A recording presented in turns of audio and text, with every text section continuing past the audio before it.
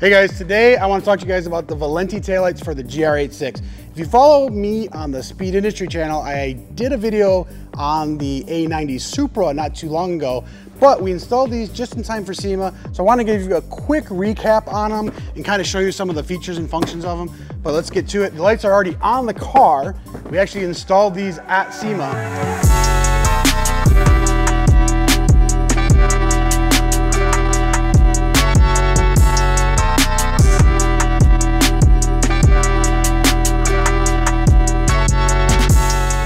All right guys, so if you notice, like these lights have an opening sequence, and when you turn the lights on, the driver's side has a sequential turn signal and the passenger side is just set to regular turn signal right now.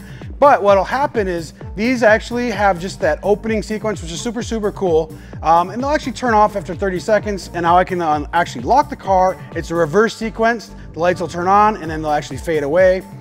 If the parking lights are actually on, okay, when you do the opening sequence, you'll see the big difference here. So the opening sequence, look at the left one, and the bottom will actually disappear. So when you actually hit the brake, it's a completely different light altogether. So see how that one actually lights up the brake? So everything red basically lights up.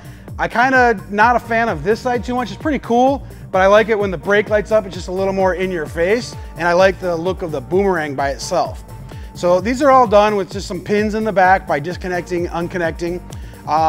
If you guys remember the first gen cars, we always had to repin some of the stuff from Japan. That's the same situation on this car. So guys, the install on these actually is pretty simple. You just need to remove this plastic tab here, and then there's a couple bolts here, and one up top, and you remove this whole thing out.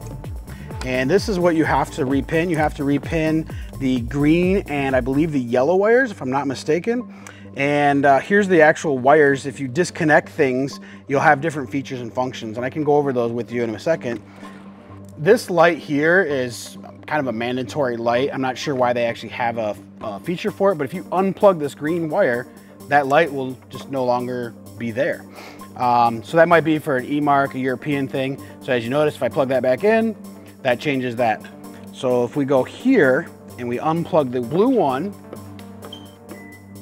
so now it's a sequential. Okay, so if I plug that one back in, you guys can see the difference. Now to the last one, which is this white one, this is what controls the bottom section here.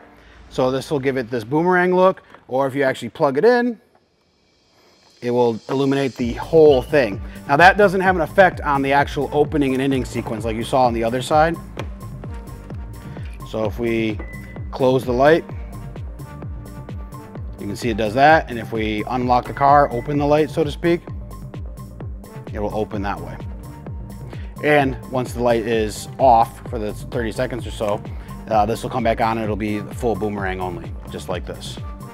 All right, so I didn't install these, so Caleb just brought to my attention that to make the opening and ending sequence work, you need to actually run power up to a fuse box up in the front of the car. So let me just pull this off real quick here and show you guys what we did, or what he did, and this was done after SEMA. So there's a little grommet right here. You actually take this harness and you run this up front to the fuse box of the car. It's a supplied harness, the length is perfect, everything's just there. There's gonna be some additional work to install these. So I just wanted to point that out, let you guys know that, yeah, to do that, you know, the car needs like that constant power to do the actual opening and ending sequences.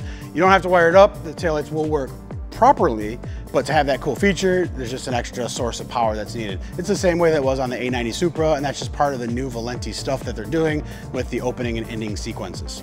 These are available in two different styles. They are available in a clear and a smoke. There's just some different options. You can check our website for some pictures. This is the smoke. It's not super, super dark where you're gonna get in trouble, but it's smoked enough where it still looks really, really cool.